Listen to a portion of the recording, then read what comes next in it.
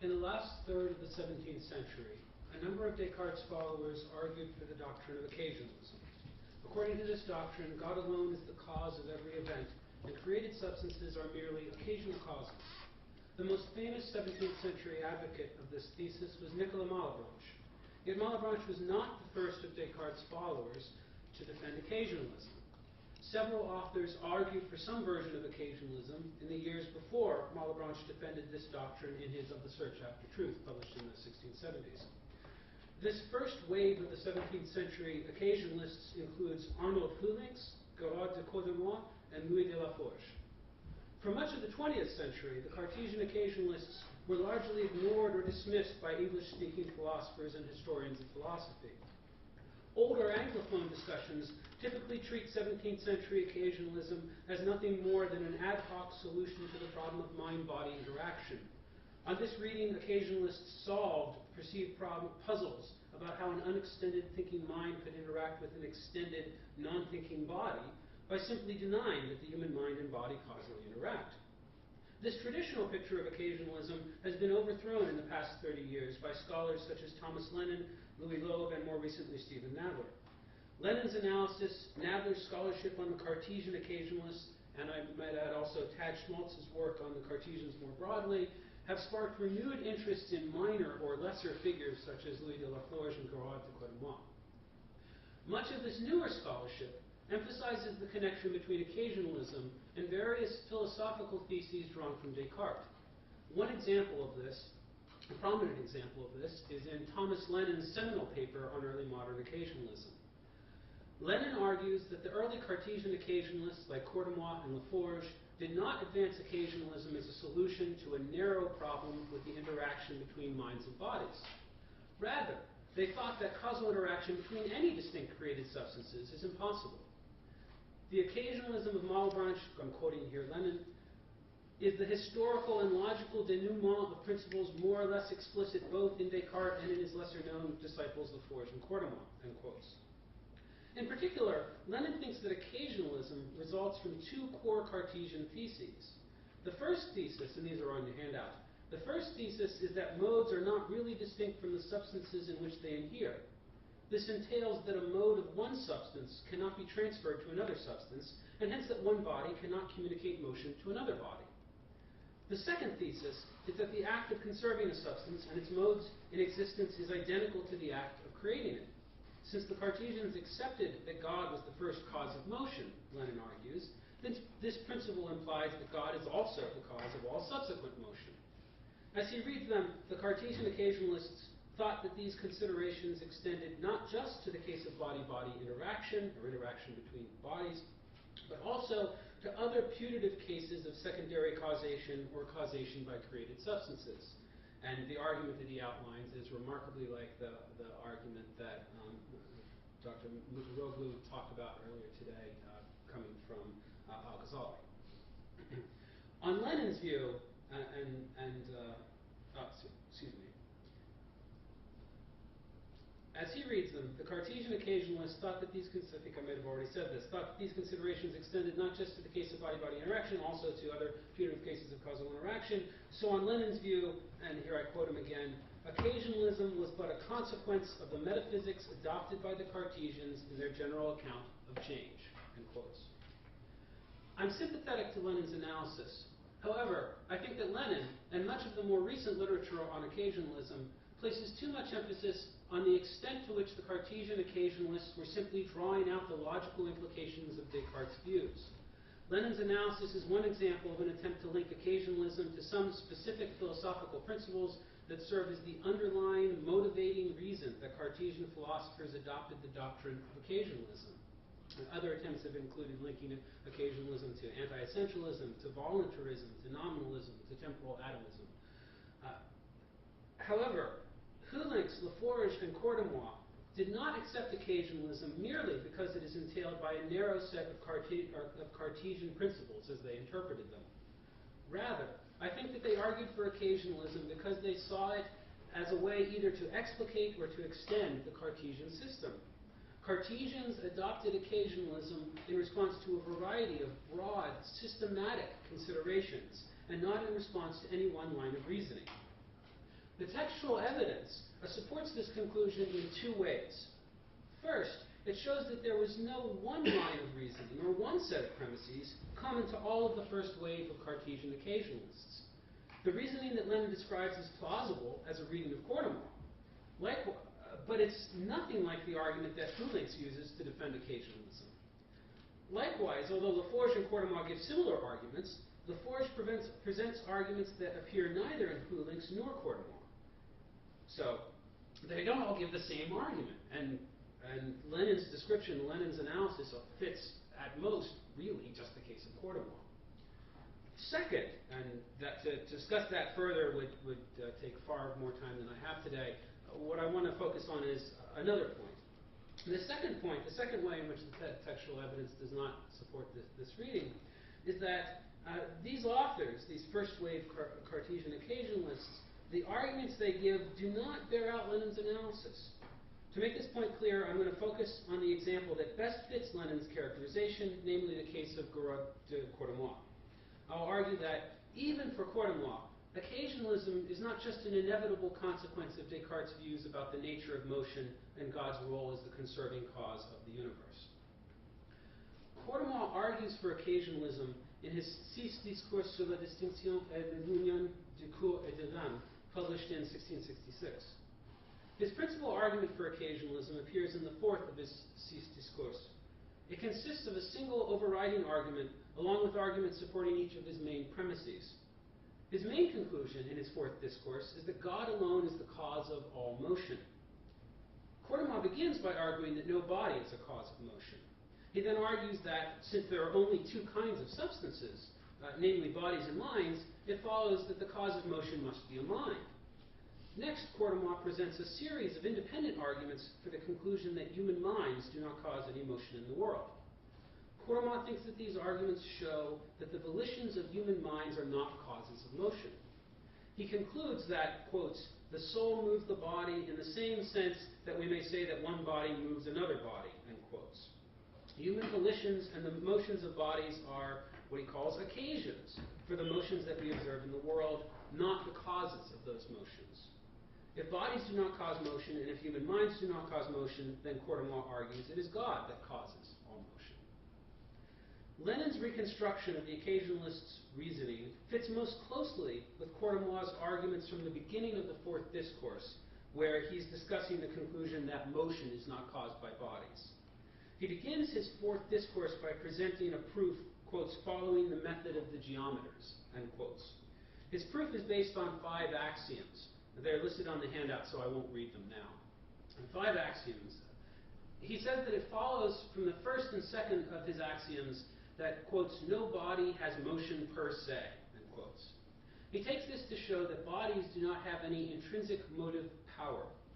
From this it follows also, says Cordomont, that the first mover, the original cause of motion in the universe, could not have been a body. And from this, together with Cordomont's third axiom, it follows that the first mover is a spirit. Finally, Cordomont argues that this first immaterial cause of motion is also the cause of all subsequent motion. According to his fourth and fifth axioms, he argues, quotes, it follows that if a spirit began to move bodies, the same spirit must continue to move them, end quotes. Since he has shown that the first cause of motion was a spirit, it follows then that there is a single incorporeal substance that is causally responsible for all motion. Freda Blondy has pointed out in his monograph on Cordomont, which is, as far as I know, still the only English language monograph on Cordomont, the first and only. Freda Blondy points out that Cordomont's geometrical proof does not, by itself, show that no body causes motion. It follows from his first and second axioms that a body does not have motion in itself, and thus that a body does not have the power to move itself as part of its essence. But it does not follow that a body cannot cause motion in another body. Why not? Well, even if bodies do not have motion as part of their essence, it's possible that God could impart motion to bodies at the beginning of creation, superadd motive force to bodies at the beginning of creation, and once this motion is superadded to bodies, they could thereby have the power to move other bodies. So Cordomont needs an additional argument to show that a body does not cause motion in another body. Cordomont goes on to give an argument for precisely this conclusion. We think, he notes, that we constantly see bodies acting on one another, and we are reluctant to think an invisible, immaterial mover is the true cause of their motions. But he argues that none of the perceptible features of a moving body can explain how it could move another body. And I give you this argument as a quote. It's on the back of the handout. I give you on the back of that one. It's on the back of the handout, and I'm not going to read the quote in the interest of time. The argument goes like this. He says, we think that the motion, take two bodies, body B and body C. So here's body B, here's body C. Body B comes along, collides with body C, and pushes body C out of the position that it was originally occupying, like so. All right. We think that the motion of body B causes C to move. If B causes C to move, then it does so in virtue of its own motion. But however we understand the motion of body B, what we mean when we talk about the motion of B, this cannot be the case. In general, Courtois says we can take motion in one of two ways. On the one hand, as an action of the agent that causes a motion, and on the other hand, as a modification or passion of a body that is moved. Yet if we take the motion in B as a modification of B, then it cannot cause the motion in C. It's a state or mode of the one body, and therefore cannot pass into the other. Nor can the motion in B be the action that brings about motion in C. For B is not active at the moment when C begins to move. What he's imagining is a case where B comes here, collides, and then stops, and C moves. B is no longer moving, he says. So it follows that B does not cause C to move. This result can be generalized, Courtois argues, to any case where one body appears to act on another body. Thus, Courtois concludes that even if a body had motive power of itself, it still could not cause another body to move. Now, so far, it sounds like Lenin's reading is pretty plausible. This seems to support Lenin's reading. This argument is based on Cartesian premises. I think there's no question of that. Courtois' explanation of his reasoning draws on Descartes' definition of motion from the Principles of Philosophy, and I give you the relevant text on the handout, and I won't read it to you. Descartes says that a motion is a mode of a body. Furthermore, Descartes thinks that the modes, qualities, or attributes of a substance depend on the substance in which they adhere for their existence. It follows that a mode of a substance cannot exist without adhering in that substance, and hence that a mode of one substance cannot literally be transferred to another substance. Thus, Descartes is committed to the thesis that, strictly speaking, the motion of one body cannot be transferred to another body. And this thesis is the core premise in one of Courtois' arguments for the conclusion that bodies do not cause motion. According to Lenin's reading, part of the underlying reason that Cartesians are compelled to adopt occasionalism is that they accept the thesis that modes are not really distinct from the substances in which they adhere. This seems to be true of Courtois. Yet, and this is the part where I'm now going to argue against Lenin, yet this does not mean that Courtois' occasionalism is an inevitable outcome of accepting Descartes' substance-mode ontology. Courtois could have resisted this line of reasoning. Rather than accepting the conclusion that bodies are not causes of motion, Courtois could have rejected any of a number of Cartesian theses that led to this conclusion. To help make this point, I want to talk about an example of another 17th century, mid-17th century thinker who discusses a very similar argument, but who is not led by that argument to the conclusion of occasionalism. This other thinker is the British philosopher Margaret Cavendish. Cavendish discusses causation between created substances in both her Observations upon Experimental Philosophy, published in 1666, and in her earlier Philosophical Letters, 1664, which is oddly not letters, but that's another matter. In both of these works, she defends a form of materialism and criticizes Cartesian dualism. She also argues against mechanism and in favor of a vitalist natural philosophy. According to Cavendish, all bodies are a commixture of two kinds of matter. The first kind is inanimate matter, which she describes as dull, gross, and passive, thick, heavy, sort of stuff that doesn't do much, doesn't do anything of its own accord. The second kind is what she calls animate matter. This animate matter is active, vital, and sensitive. It senses the world around it. It is living, and it is self-moving. Her case for this position is based in part on a critique of mechanism. Mechanism explains natural phenomena in terms of the size, shape, and motion of invisibly small particles that make up the objects we observe in the world. For mechanists like Hobbes and Descartes, these particles affect one another only when they collide with each other. That is, they only exert contact forces on one another. As Cavendish understands them, mechanists such as Descartes and Hobbes believe that one body acts on another by transferring some of its motion to the other body when they collide. As she understands it, then, mechanism assumes that there is a transfer of motion whenever two bodies collide. Yet she argues, as early as 1664, that such a transfer of motion is impossible. She notes that the motion of a body is a mode of that body. A mode cannot be transferred from one substance to another, since it depends for its existence on the substance in which it adheres. Thus it follows, says Cavendish, that the motion of a body cannot be transferred to another body. Since mechanism assumes that bodies exert contact forces on one another by transferring motion upon impact, Cavendish concludes that mechanism is false. What does this show? Well, Cavendish thinks that this reasoning shows that bodies cannot act on one another. But, and this is the point that I want to stress, she is not an occasionalist. She does not appeal to God to explain the motions of bodies. Instead, she thinks that natural motions are the result of the action of the animate matter in each body. Although a body cannot, on her view, act on another body, Cavendish thinks that bodies are causally active. Her position is thus incompatible with occasionalism.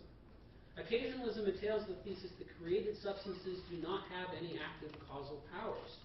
That is, it entails that created substances do not have any intrinsic active principles.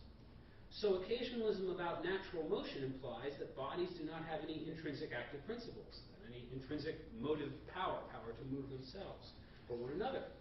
Yet Cavendish thinks that every body has an intrinsic active principle, a soul comprised of animate matter that moves the body of which it is a part. Thus, Cavendish does not think that occasionalism follows from her argument about the impossibility of modal transfer. She accepts the conclusion that bodies do not act causally on one another, but she does not think it follows that bodies do not act causally. The example of Cavendish shows one way that a 17th century thinker could accept Courtois' argument about the impossibility of transfer of a mode from one substance to another, but nevertheless reject occasionalism. There are significant differences between Cavendish and Courtois, and I don't want to suggest that there aren't. Unlike Cavendish, Courtois is a dualist. Following Descartes, he thinks that a mind is a thinking substance, that a body is an extended substance, and that mind and body are mutually exclusive categories of substances. Courtois is also, unlike Cavendish, a mechanist. He thinks that considered apart from its union to the soul, the functions of the human body can be explained exhaustively in terms of the motion of the, what he calls subtle matter, the little itty bits, of which the body is composed. And he's also committed more broadly to providing mechanistic explanations for natural change. Nevertheless, the comparison between Courtois and Cavendish shows that Cartesian substance-mode ontology does not, by itself, lead to the conclusion that bodies are causally inefficacious. Courtois' argument for occasionalism also depends on a broad range of background assumptions. His commitment to these background assumptions helps to explain why he does not opt for a position like that of Cavendish and why he opts instead for occasionalism. I think that I'm probably just about out of time. So I think that I think that's right, yes? Am I right? Give about a minute.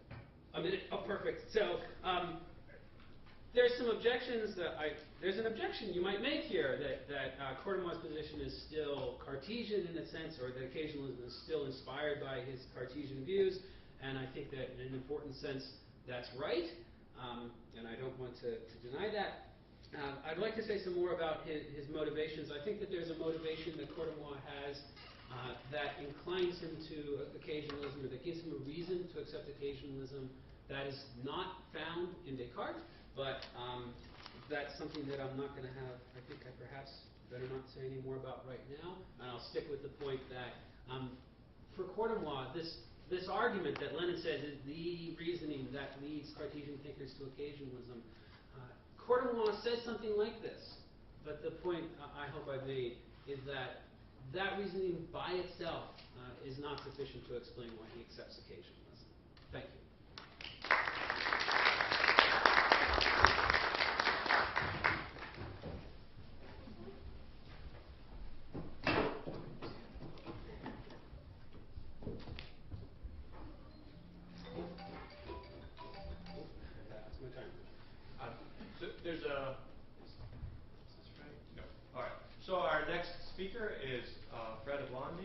From Hendrix College, he's going to speak on occasionalism and secular reason, Malebranche, Suarez, and Audi.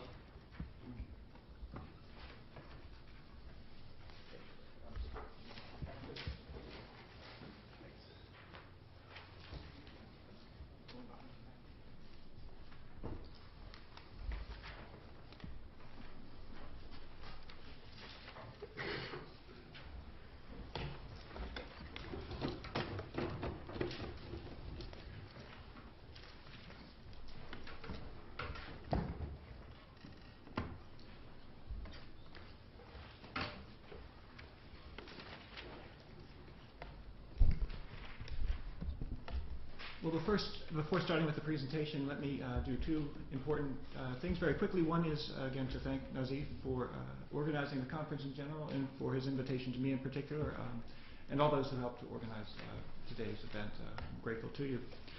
Also, I need to mention that the paper, which I'm going to talk through most of, read one section, is a co-authored paper. I wrote this with a former colleague of mine, Aaron Simmons, who's now at Furman University. The paper, as you can see from the handout, is divided into 4 sections. I'm primarily responsible for sections 1, 2, and 3. Aaron's responsible for section 4. So, accordingly, I'll emphasize or spend my time on the 3 sections that I put together.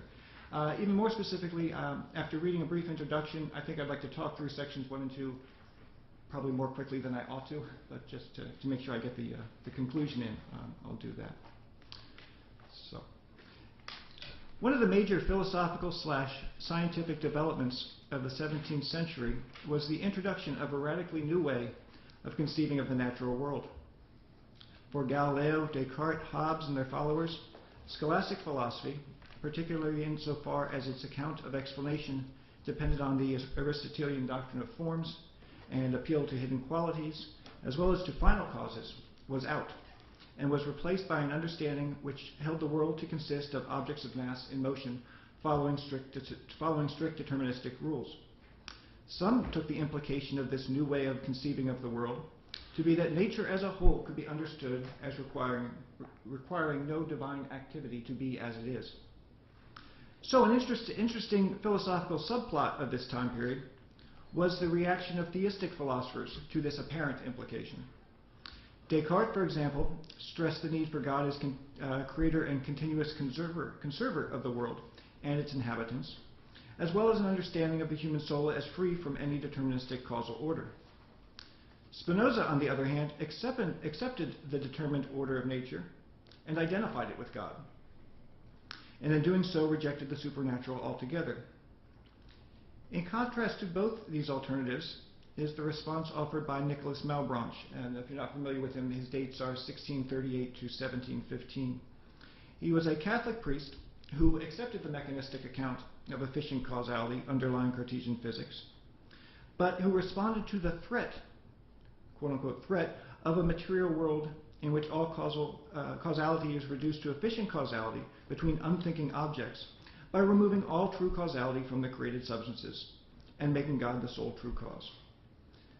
Though the conception of the natural world that he offers in light of the new science has not been the focus of scholarly attention to the degree that the metaphysics of Descartes and Spinoza have been, Malebranche's distinct response invites closer examination. Such a pursuit will, we argue, shed light on the motivation underlying his ontological and epistemological conclusions. So here's a summary of the paper. In what follows, we first briefly present Malebranche's 3 arguments for occasionalism: the view that finite beings are causally impotent and only provide the occasion for God's exercising his efficacious will. We will then turn to Malebranche's responses to 3 arguments against occasionalism made many decades earlier by the Jesuit philosopher and theologian Francisco Suarez. So just to be clear, Suarez is writing a century before Malebranche. His dates are 1548 to 1617. So I'll be doing them in reverse order, so to speak. Malebranche, though, does address these arguments by Suarez against occasionalism in the 15th elucidation of his magnum opus, The Search After Truth. While a metaphysical disagreement between a Cartesian and a medieval thinker steeped in Aristotle and Thomas Aquinas might strike one as wholly natural, and thus wholly uninteresting, we will argue that there is indeed something worthy of attention going on in the 15th elucidation. Specifically, here's the main thesis with the paper, none of Malebranche's replies to Suarez draw on the a priori arguments he explicitly makes in The Search and in his dialogues on metaphysics. Indeed, rather than turning to the available Cartesian resources within his own work, Malebranche instead offers replies to Suarez that operate according to the logic implicit in Suarez's own objections. Although the various explanations of Malebranche's strategy might be proposed, our suggestion will be that Malebranche's engagement with Suarez can be helpfully understood according to the framework of secular reason offered by Robert Audi. Though Audi's account is specifically offered as a way of making sense of religious conviction in the context of liberal democracy, we will propose that his account can be productively appropriated more broadly as an argumentative strategy when engaging an interlocutor operating with a different philosophical framework, as is the case for the Cartesian Malebranche and the scholastic Suarez. So that's the introduction to the paper. Very quickly then, again, probably too quickly. Section 1, Malebranche's own explicit arguments made in The Search After Truth. These are names that we've given them. I won't read the quotes, but if you want to see his thinking behind my brief summary, you have it there. The first I've termed an argument from true causality. Malebranche defines a true cause as that whose effect follows necessarily, and in the case of any finite cause, we can imagine the effect not following. It is only with God, whose omnipotence ensures that anything God wills will follow. The second is the argument from epistemological criteria. The argument there is that in order to be a true cause, one must know how the effect is produced down to the last detail. And Malebranche uses the example of raising my arm. I don't, other than my brain being involved and my arm muscles being involved, I don't have any idea about specifically what individual neural connections are doing, so I can't be the cause of what follows. And then, as was discussed this morning, the argument based on continuous creation. I'm not concerned here with the strength of these arguments, and in the case of the third one, there are those who have argued that that's not really present in Malebranche. That doesn't affect what I'd like to do today. So those are the three arguments we get in Malebranche's text. Suarez, again writing more than a century before, had argued against occasionalism, or what he called the denial of the efficacy of secondary causes. In Section 1 of Disputation 18 of Suarez's Metaphysical Disputations, he examines the question of whether created things are really causally efficacious. He supposes that those who answer in the negative do so on the premise that, quote, to whatever extent efficient causality is attributed to the creature, to that extent divine power of the creator is diminished. And we heard much of that this morning as well as a motivation behind the adoption of occasionalism. Suarez then continues his construction of his opponent's argument as follows, and this is on the handout as well. It just follows the same line that either God does everything or God doesn't do everything. If we do something, if we are the causal power for something, then that's detracting from God's greatness, God's glory. And so we arrive at occasionalism. That again is how Suarez is characterizing the thinking going behind his occasionalist opponents. And for what it's worth, I think he's, in Malebranche's case, pretty much on target as well. I think there are certain pre-philosophical and pre-philosophical considerations at work in Malebranche that makes him inclined toward occasionalism, even prior to the arguments. But that I can leave for now.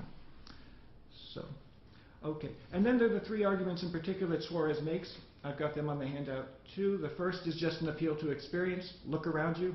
You see things bumping into each other all the time, things causing each other to move, or in this case, the sun giving light, fire producing heat. The second argument, which is a little odd, is in the form of reductio. This is on the back side. Suarez says if occasionalism were true, we'd be unable to distinguish living things from non-living things. And I mentioned the reason why he would think that there. And then the third reason, I apologize for the misspelling there, superfluity. Given occasionalism, Suarez says the preparation of the earth, the rain, the plowing, and the motions of the heaven and so on become superfluous. Okay? If we're really not doing them, why bother go plow the field if God's going to do it anyway? Okay. So you got Malebranche's explicit arguments, Suarez's earlier arguments against occasionalism. And here's part 3 of the paper. Given his Cartesian assumptions, it might seem that none of these objections to occasionalism would be of much concern to Malebranche. In other words, it would be entirely consistent for Malebranche to simply respond to Suarez by saying that the scholastic empiricism operative in all the objections, failed to track with his own defenses of occasionalism, and so failed to hit their mark. Surely Malebranche knew well that he would be within his epistemic rights, so to speak, to dismiss Suarez's objections out of hand. Okay? He's just starting in the wrong spot. He's an empiricist, I'm a Cartesian rationalist. Instead, though, Malebranche offers serious consideration to each of Suarez's arguments and responds to each of them in turn. So I'd like to consider his replies before venturing a possible interpretation of why he would choose to engage in this way, rather than just to lean hard on his Cartesian assumptions and charge Suarez with just failing to appreciate his theological and philosophical framework. So, the first argument from Suarez, the appeal to experience. Okay?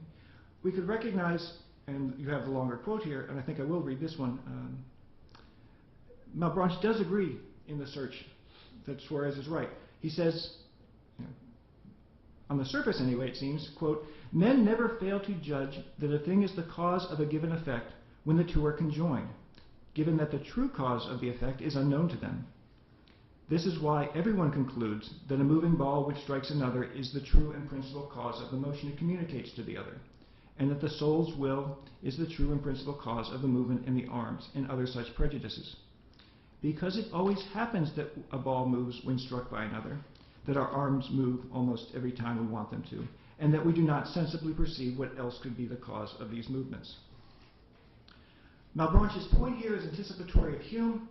He claims that all we ever observe is constant conjunction between the first event and the second, and we never perceive, that is, have an impression of, a necessary connection. Suarez, for his part, anticipates this very reply, but responds only that such a position clearly, quote, "destroys the whole force of philosophical argumentation," end quote. Namely, it contradicts the very basis for our knowledge, the reliability of our senses. In the 15th elucidation, though, Malebranche again takes up this argument against occasionalism, and this time he has Suarez explicitly in mind. Suarez's demonstration, you have this quote as well, Suarez's demonstration, he says, is, quote, "pitiful. It shows the weakness of the human mind, and it shows that even philosophers are infinitely more sensuous than they are rational. When I open my eyes, it seems clear to me that the sun is brilliant with light, that not only is it visible by itself, but it makes all bodies surrounding it visible, that it covers the earth with flowers and fruits, gives life to animals, and, penetrating by its heat even to the bowels of the earth, it produces stone, marble, and metals. But when I consult reason, I see nothing of all this. And when I consult it faithfully, I clearly recognize that my senses seduce me, and it is God who does everything in all things." On the surface, it may seem that Malebranche, in good Cartesian spirit, is merely rejecting a foundational reliance on sense experience in any metaphysical investigation. That is no doubt a part of it. But the disagreement here is not merely the result of the two thinkers' commitments to rationalism on the one hand and empiricism on the other. Malebranche's larger point is that the honest empiricist must concede that on his own principles, one cannot have knowledge, for example, that the sun is the cause of the warmth one feels, or that one's mind acts on one's body, because one does not experience any such causal power. All of what one experiences, one perception followed by another. Malebranche's point is that this is not sufficient to support the conclusion that finite beings possess causal efficacy. Consistently restricting ourselves to sense experience yields no observation of a necessary causal connection, but only of a constant or near constant conjunction of particular events. Okay. Second and third, let me just go from the handout and then read a couple things, read one quote and then the conclusion. To the reductio, Malebranche comes back with a charge of a non sequitur, that basically we don't need philosophical commitments on either side to tell living bodies from non-living bodies. one's Aristotelianism or Cartesianism plays no role, or occasionalism plays no role in that distinction that we all can make very easily. And the third response, or the response to the third argument by Suarez, what I called from superfluity, Malebranche is once again willing to concede, yes, God could do it that way. God could produce the crop in the fall even though we didn't plant anything, but that's not in keeping with God's economy and sort of appeal to Occam's razor. God doesn't intervene with what would be miracles again and again and again. Okay, that would not be befitting God's simplicity of means. All right.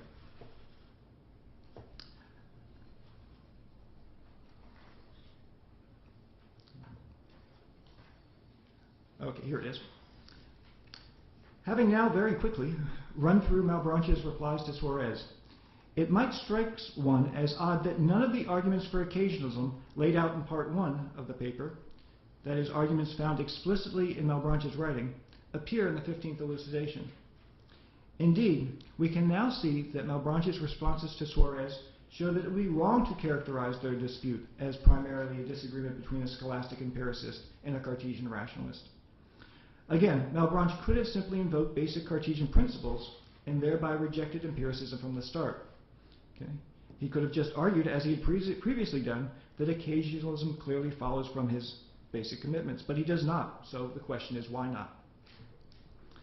There are doubtless many possible explanations that one might offer here, but we want to propose that it makes sense to understand Malebranche as attempting to overcome the easy dismissal that occurs when arguing across philosophical frameworks. We grant that it is tempting simply to say to one's interlocutor something like the following: sorry, but your objections don't even get off the ground because I'm starting in a different place from you. Hence, I am under no obligation to even respond to you. Yet such a reply serves to shut down philosophical engagement rather than to foster it with those with whom one disagrees most deeply. Okay. And again, this is on the handout, the final quote there that I'm in the middle of, unbeknownst to me, in the middle of already. While it is possible and even likely that disagreements will be so deep that no productive philosophical or theological conversation can be had, assuming such incommensurability from the outset, we believe, amounts to a self-protective vice that should be overcome in one's philosophical practice whenever possible. Realizing that engagement cannot occur because of fundamentally different starting points is something that should be a reluctant conclusion that results from lengthy and charitable dialogue, not as a starting point that fosters retreat to conversation with those with whom one already disagrees, with whom one already agrees. Excuse me. And so, Section 4, again, working from Robert Audi's understanding of secular reason, follows. I'll just read the conclusion at the end of that section and finish up.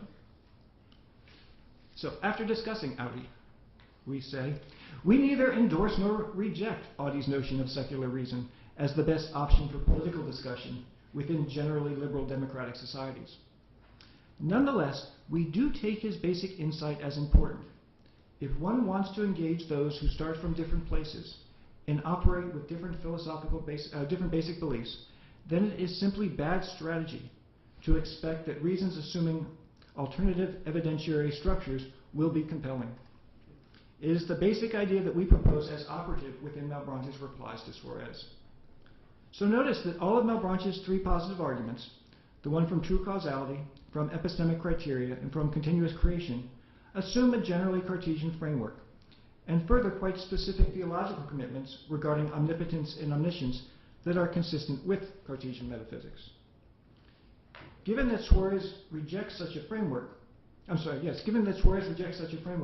Malebranche rightly recognizes that appeal to such evidentiary structures would be futile in the effort of engaging Suarez, even if such appeals would evade the objections to occasionalism. Rather, in response to the objections from sense experience, Malebranche turns to the empirical tables on Suarez and stresses the limits of such experiential data. In this way, as we have already noted, Malebranche anticipates the radical empiricism of Hume.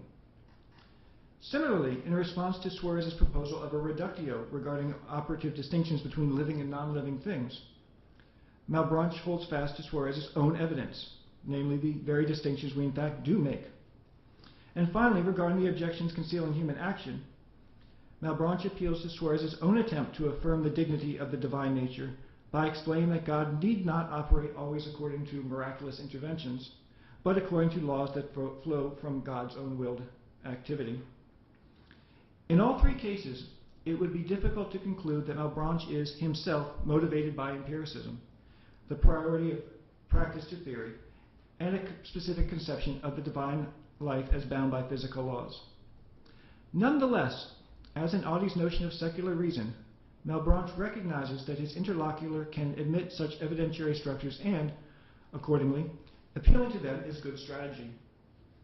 Importantly, that Malebranche offers such reasons need not suggest that he is actually motivated by them.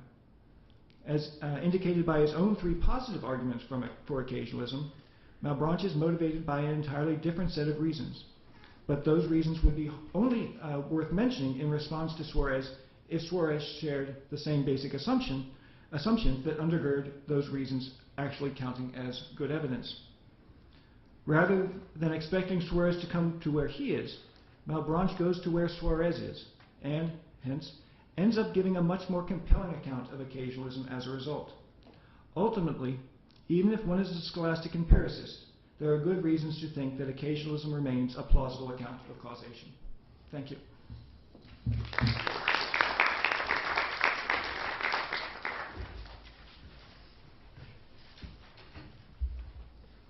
Thank you. Our next speaker is Walter Ott. He'll speak on occasionalism and the power to the mind. There's a hand as well. Yeah.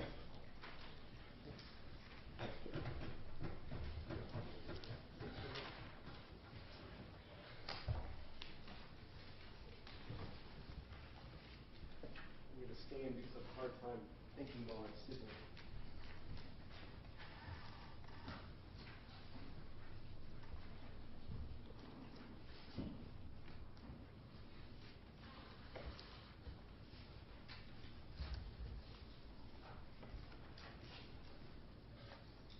So I'm going to start off with a kind of a puzzle. First, of course, I want to thank Nazif, especially the organizers, for having me, for handling the handouts. One of the things we've heard this morning is that seemingly all versions of occasionalism exalt the powers of God at the expense of those of his creatures. So there's a kind of what you might call core impulse or Augustinian impulse from some points of view that animates the views of Malebranche and his Islamic progenitors like Al-Ghazali. And yet, from Malebranche's point of view, his predecessors and indeed his sort of colleagues have left in place one key power of the mind, its ability to have and to summon ideas.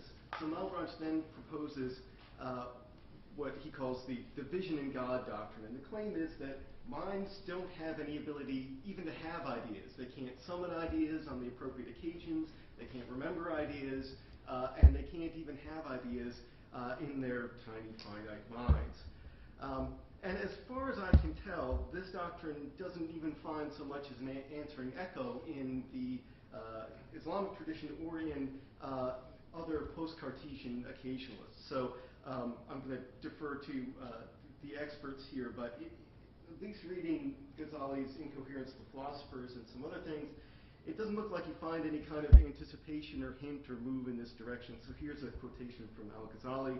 He says that know that the locus of knowledge is the heart. It relates to the realities of knowable concepts as a mirror does to the forms of colored objects, just as every colored object has a form whose image is impressed upon and appears in the mirror.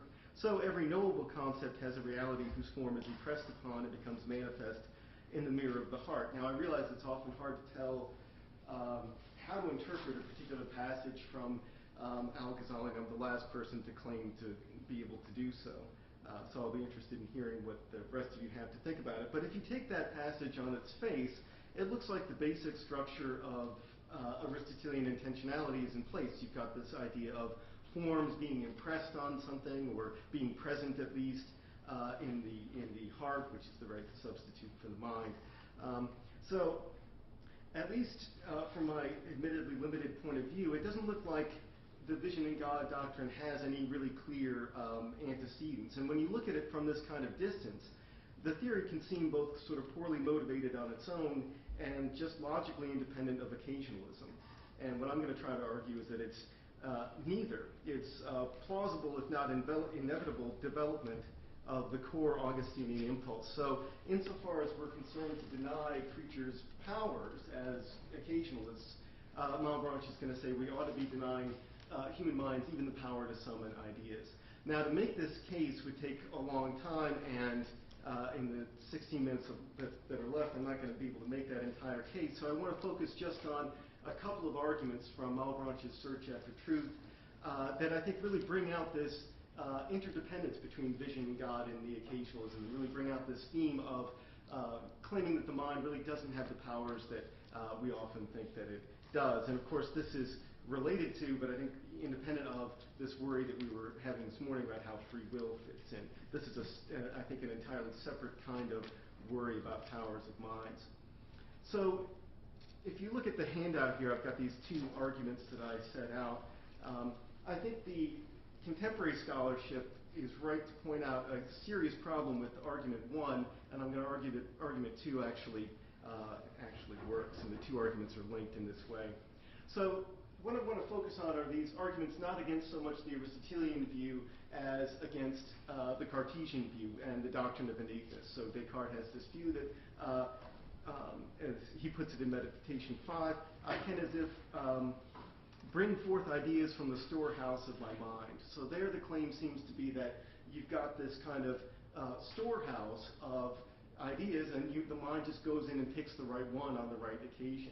Malebranche's first argument is what I'm calling the simplicity argument. He just says, look, is it really likely that God created so many things along with the mind of man?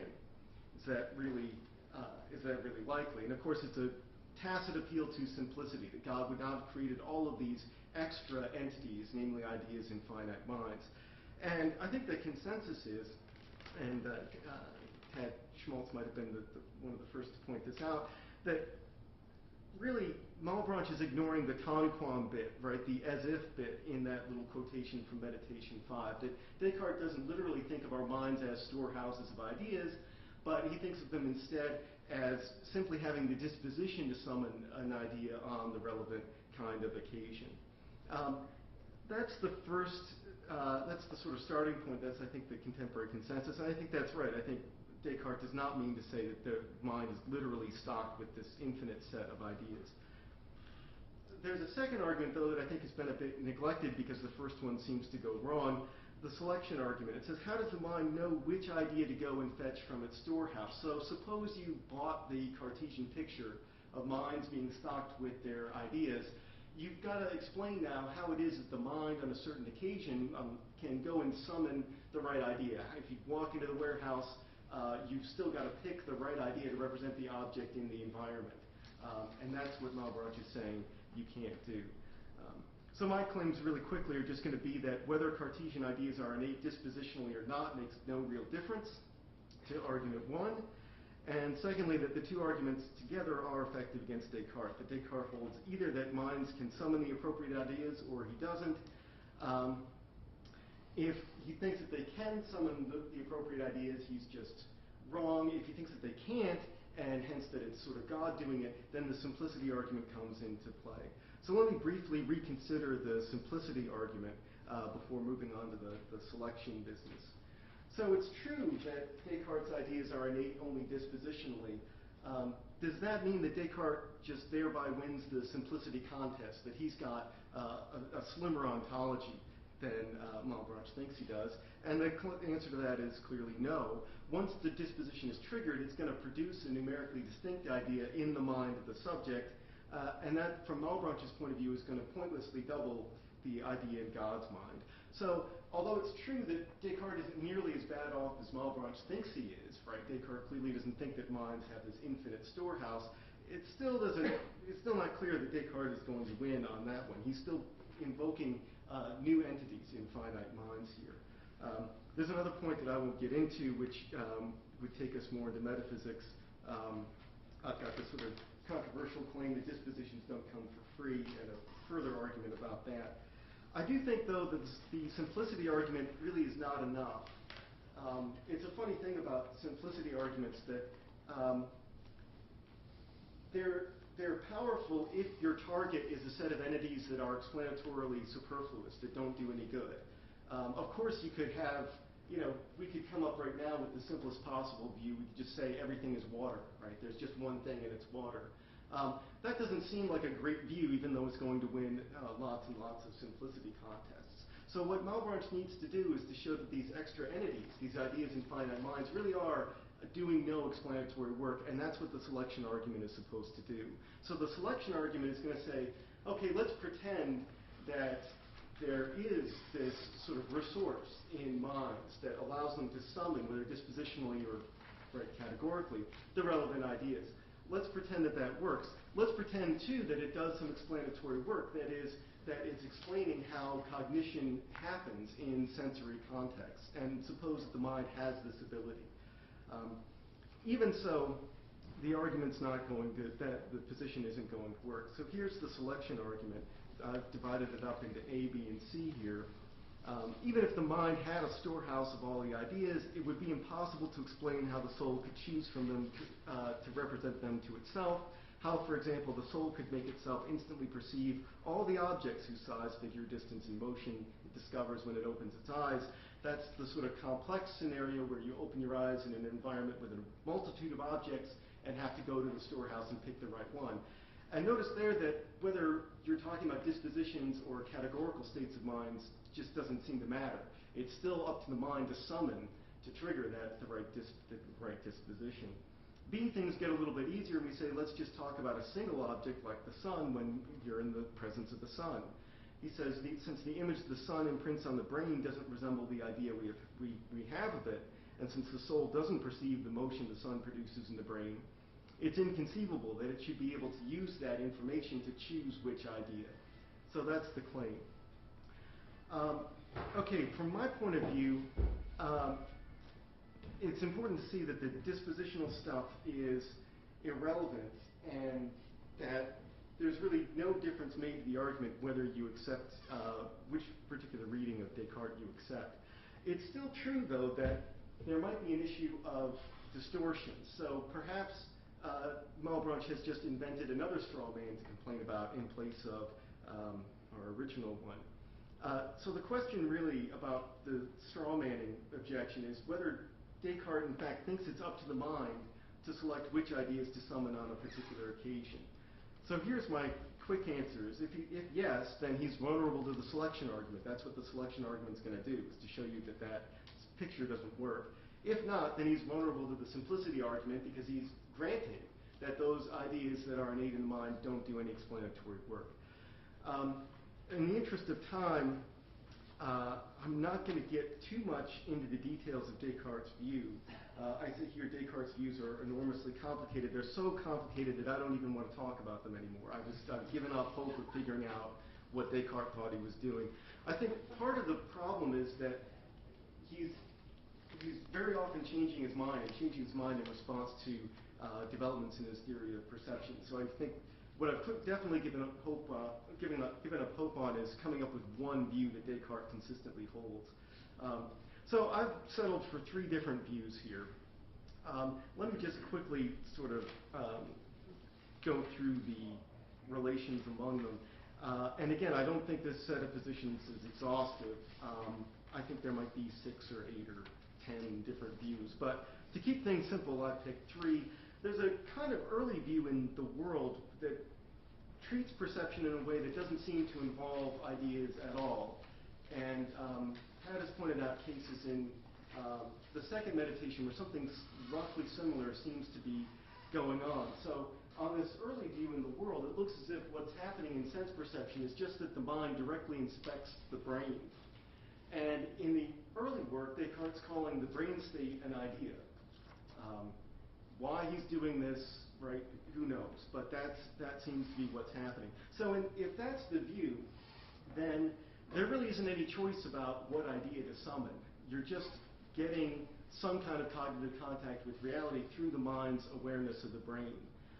So if you look at that quotation at the top from the conversation with Berman, when the mind attends to these images imprinted on the, he probably means the pineal gland in this way, it's said to have sensory perception. So that's a kind of story that doesn't invoke ideas at all. In the middle period, things are much more complicated. I think Descartes starts to realize that the image imprinted in the brain is going to be too distorted by comparison with the thing in the world. I mean, you've got, if you take a sort of theory of optics from Kepler, you've got to face the fact that the image in the eye, for instance, is inverted, and then there's got to be a very complicated story about how that gets up to the brain and all of the rest of it. So in the optics, I think you've got two stories happening here, one for experiences of primary qualities and one for purely sensory states.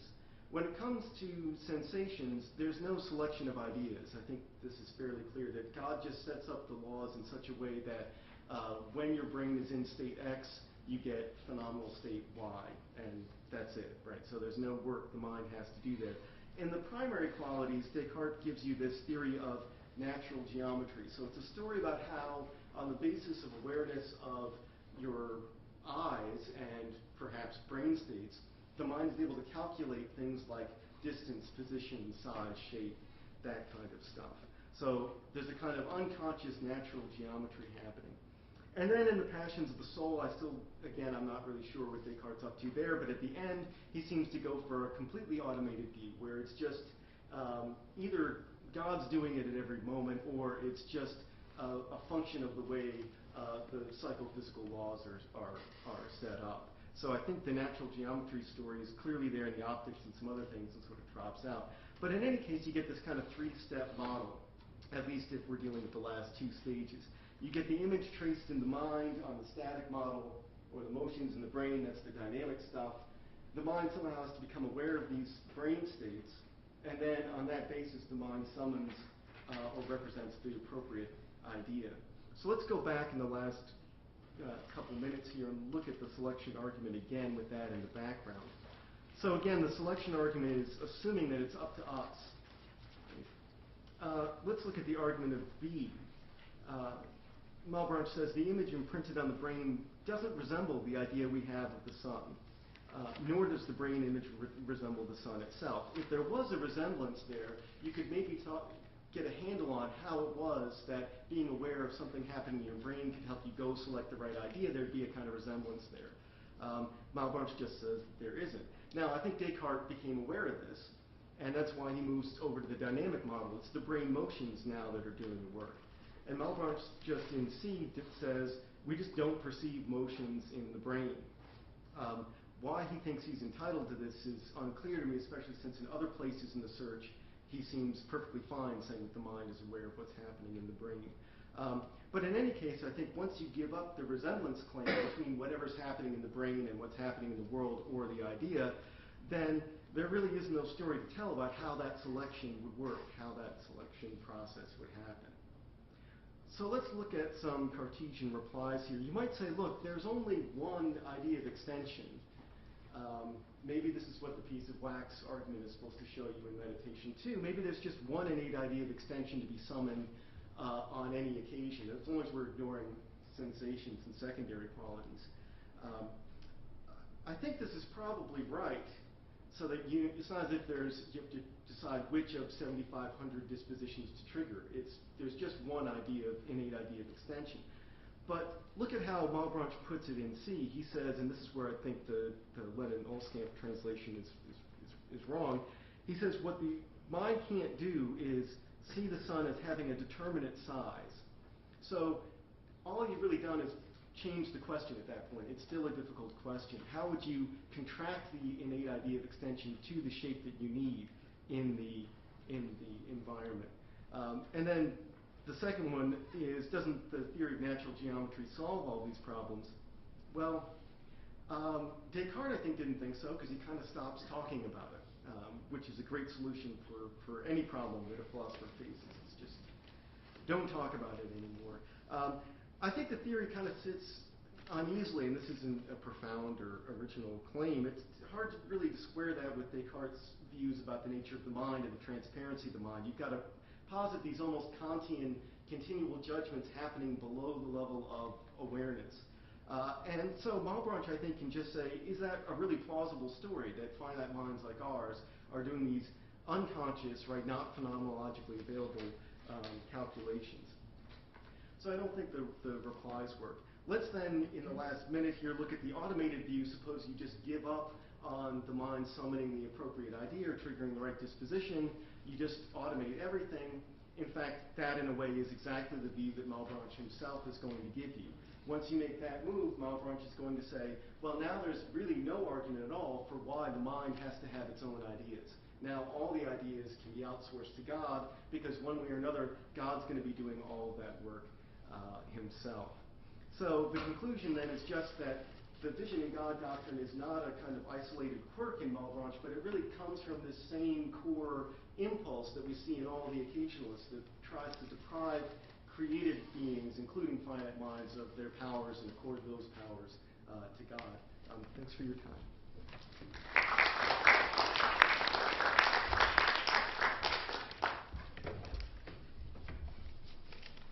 Thank you. Our last speaker is Ted Schmaltz out of Michigan. He's going to talk to us about laws and order in Malebranche and Barthes. So I'm tempted to give Descartes' response, but instead I want to talk about an issue that's actually been brought up. Was brought up in the first session in passing, and Fred mentioned it as well, having to do with the fact that God acts in a habitual or law-like way. And the question is, well, what are the grounds for that? Like, why should we hold that God acts in that way? Why couldn't he act capriciously? If it's up to his free will, that seems to be a possibility. So Malebranche was concerned with this point, and an important corollary of his occasionalism is that both the natural and moral spheres are governed by general laws or universal rules, and he tries to give an argument for why that has to be so. And he passes that view on to George Berkeley, a near contemporary.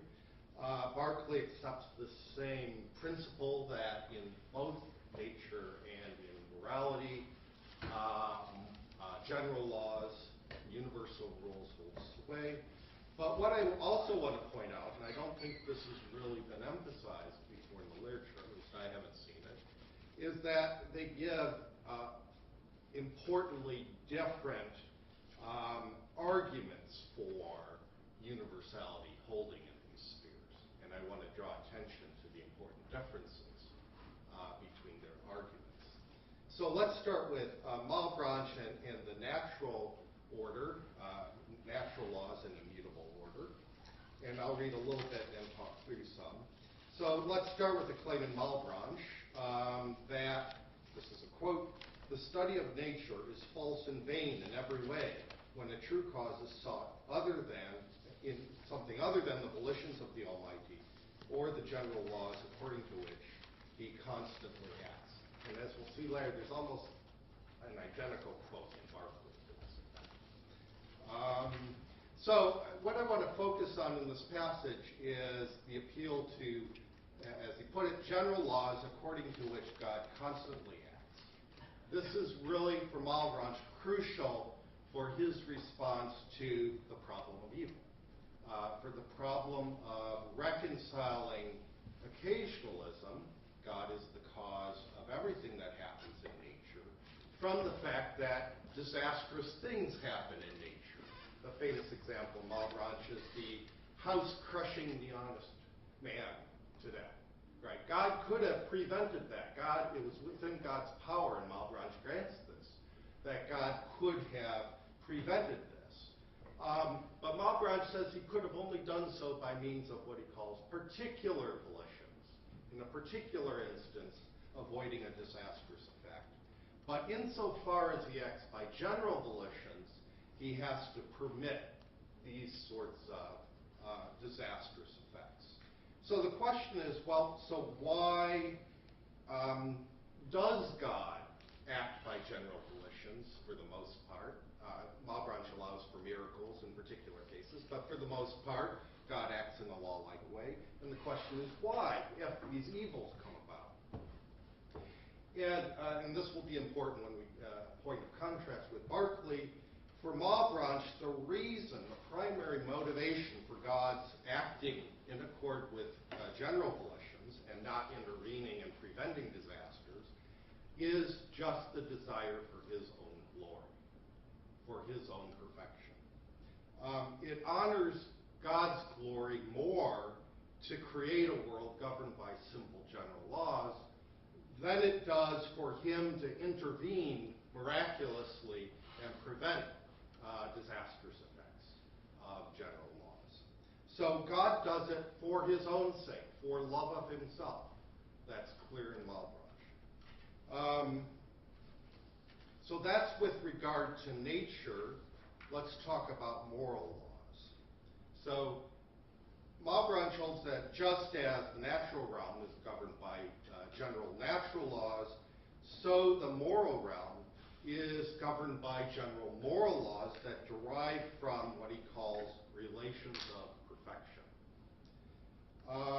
So this view isn't based directly on the doctrine of occasionalism, but on the doctrine of the vision in God that we heard about, according to which our knowledge of necessary truths derives from a union of our mind with ideas in the divine intellect. This is the Augustinian side of Malebranche's system. So I think he has separate non-occasionalist reasons for, and I'm not sure I'm disagreeing. Well, maybe I am. I think he has separate non-occasionalist reasons for embracing the vision in God. But he does have an occasionalist argument for it, too. And he puts it this way sometimes, that God has to be the sole cause not only of our being, but also of our knowledge. So God has to account for the knowledge we have, and he can only do so on the doctrine of the vision in God. So in the case of the vision in God, he talks about it with respect to two kinds of knowledge: mathematical knowledge of what he calls relations of quantity, and moral knowledge of, as I said, relations of perfection. But, and this is an interesting point, we heard today about sort of a division between voluntarism and rationalism in ethics, whether moral rules derive from reason or derive from the divine will. It's interesting to note that Malebranche actually held that it has to be both. Right? It has to come from both intellect and will, and Berkeley's the same way, as we'll see. And so you might wonder, well, why doesn't just knowing the relations of perfection suffice, right? We know that the basis of the moral rules. Why doesn't that immediately obligate us to act in accord with them? And Malebranche's response is that because those relations are purely speculative, right? They don't move us at all. Intellectual truths in general don't by themselves move the will. So we need some motivation from the will side to act in accord with these relations of perfection. And Malebranche says we get this motivation from the fact that God commands us to do the things. So it's not just that we know, we're also commanded by God. God wills that we obey these moral rules. Now, the argument we get in Malebranche goes something like this. So God necessarily loves his own perfection. We saw that's crucial for the argument that God acts in accord with general volitions. His perfection requires an adherence to the general moral order, to general moral laws. So God wills that he himself follow these laws, right? He obligates himself to follow them. And what he wills for himself, he wills for us. So God wills us that we also follow those moral laws. So that's where the normative force of the laws comes from, the fact that God commands us to follow them. So there is a rationalist side to this, right? Because the relations of perfection have the same status as necessary mathematical truths, but they also have to have a kind of normative force, and Malebranche has to explain that by connecting it to our will through God's will. And that's how the argument goes. So what we get in Malebranche, in both the natural and moral spheres, we have general laws that are dictated in both cases by God's love of the perfection of his own perfection, the perfection of his action. Right? That leads him to act in accord with general volitions in a law-like way in nature. It leads him to will that we follow universal moral laws in accord with relations of perfection. Okay. So let's turn to Berkeley. So I mentioned this quote from Malebranche, the study of nature is false and vain in every way when a true cause is sought in something other than the volitions of the Almighty or the general laws according to which he constantly acts. Here's Berkeley. It is a vain chimera introduced by those heathens who had not just notions of the omnipotence and infinite perfections of God. Right? So in both cases, they're saying, look, this is the view that creatures can act, or that bodies can act. In the case of Berkeley, he's more restricted in his occasionalism, is due to sort of pagan prejudice that we have, and true Christians should eliminate this and appeal to the omnipotence of God. But what I want to emphasize, and this connection between of Berkeley to Malebranche has been noted, right? It's obvious that with respect to sensible objects, he's an occasionalist for roughly the same reasons Malebranche is an occasionalist. But what I want to emphasize is that he also follows Malebranche in holding that God causes effects in a law-like manner. So this is a quote from his Principles. By nature is meant only the visible series of effects or sensations imprinted on our minds according to certain fixed and general laws. So there's an emphasis on the fact that not only that God is the cause of our sensory ideas, but also that he imprints them in our minds in accord with general laws. So he, as well as Malebranche, faces this problem of evil, right? God causes us to have this experience of nature that includes these disastrous effects. How can we reconcile that with God's perfection? Now, we saw in Malebranche, the answer is because God cares more about his perfection than about preventing the evils. In Berkeley's answer is different, and this is an important point. According to Berkeley, the reason God acts in this law-like way is for our benefit. This is our general action is most useful to us. So he says that God's acting in accord with general laws, I'm quoting here from the Principles, gives us a kind of foresight which enables us to regulate our actions for the benefit of life.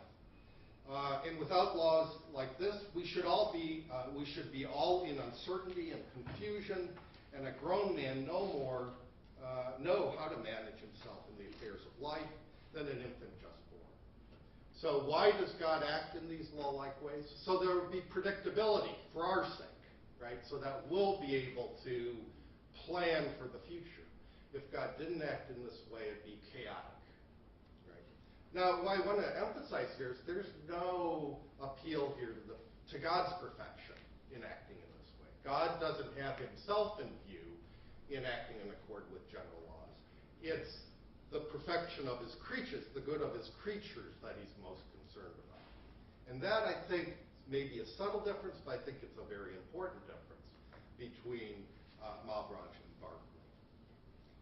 So I think we can see the sort of what I'll call an anthropocentric focus in Berkeley in his insistence that God's action in accord with natural laws establishes a kind of what Berkeley called a natural language through which God communicates to us. So this metaphor of natural language is introduced in Berkeley's earliest work, The New Theory of Vision, but they're sort of restricted to the relation between tangible and visible ideas and judgments of distance. Had a more restricted use, but in later works he generalizes it to all sensory ideas. So this is from the Cyrus. So the new theory of vision is 1709. In the Cyrus, this is 1744.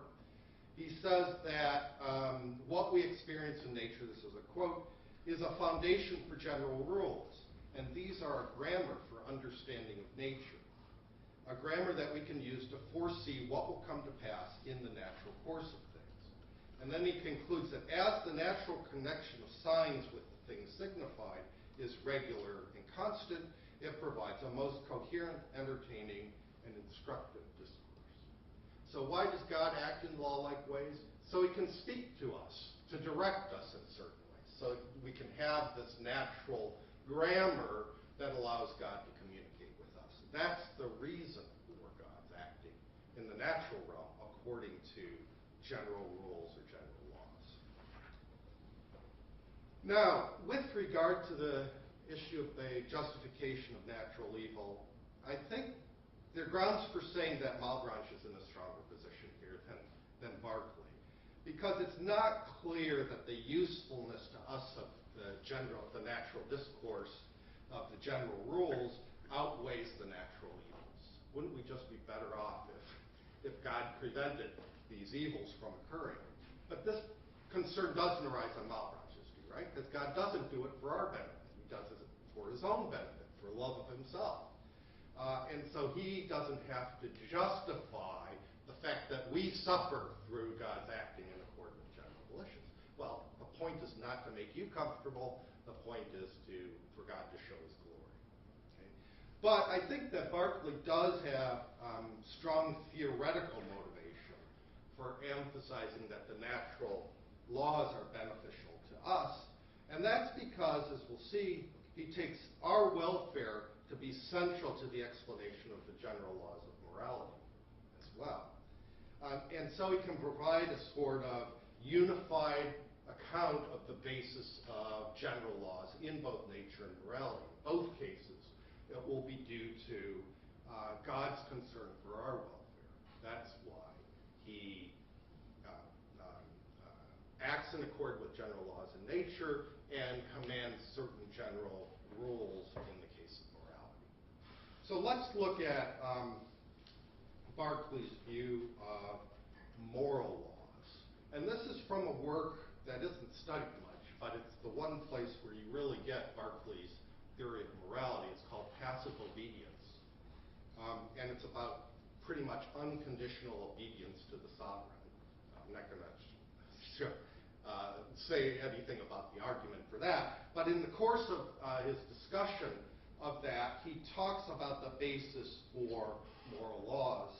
And he makes an interesting observation about the term laws of nature. So he says, and this is a quote from Passive Obedience, the term either denotes a rule or precept for the direction of the voluntary actions of reasonable agents, and in that sense it implies a duty, or it signifies any general rule which we observe to obtain in the works of nature, independent of the wills of men, in which no duty is implied.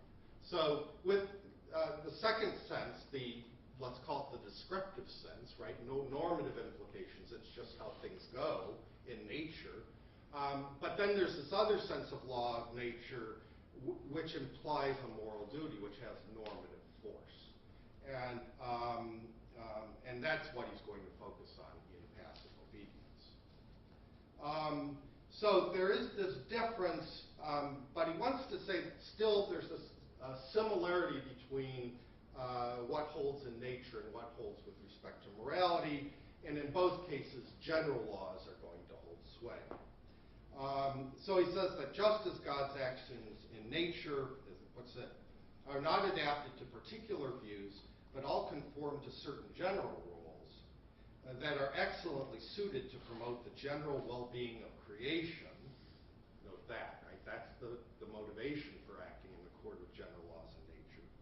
So our own actions, he says, have to be governed by universal moral rules that are directed to the promotion of our own well-being.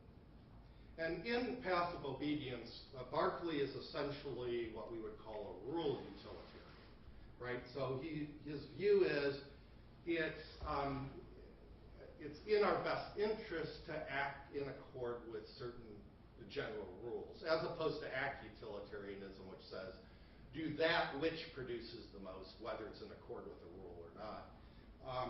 Berkeley argues, no, we have to go with the rule utilitarian version of that. Why? Because that's how God commands us to act. Why does God command us to act in that way? Because it's for our own good, that we're just incapable of seeing what the best way to act in any particular case is. And it's easier for us, and we'll make less mistakes, if we act in accord with settled laws. Okay? Now, so as in the case of Malebranche, the view here is that we're obliged to follow these moral laws because God commands us to. God wills that we follow these laws. So they're both voluntarists in the voluntarist tradition in locating the source of moral obligation in the divine will. But in both cases, there's a strong rationalist emphasis. And so the case of Malebranche and Berkeley really tells against seeing a sharp divide between voluntarism and rationalism. People like Malebranche and Berkeley actually combine aspects of each position.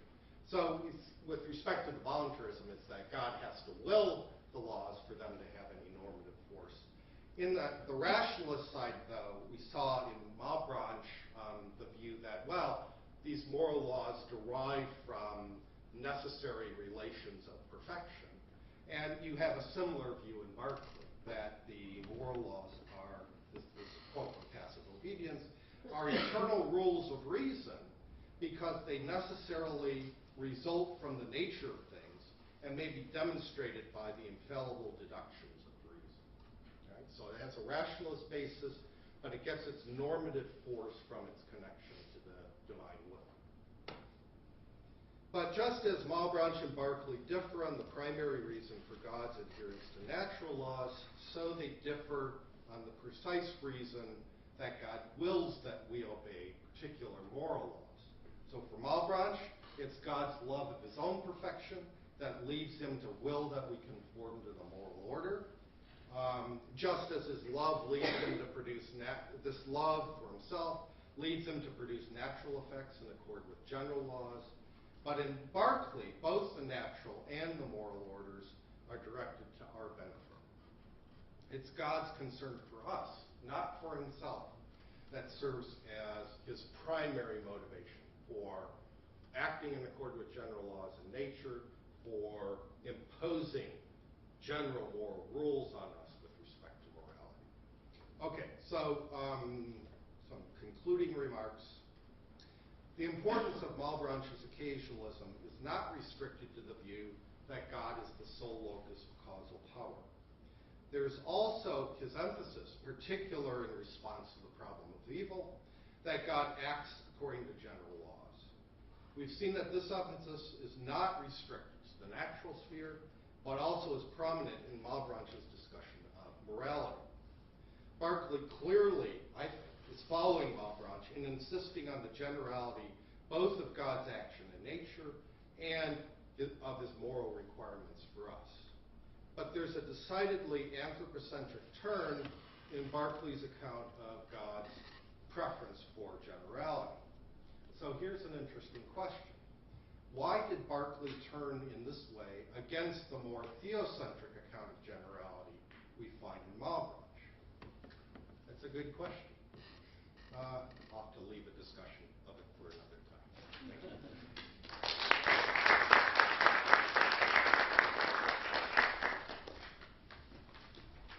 We have 10 minutes. 10-minute break, and then we'll come back.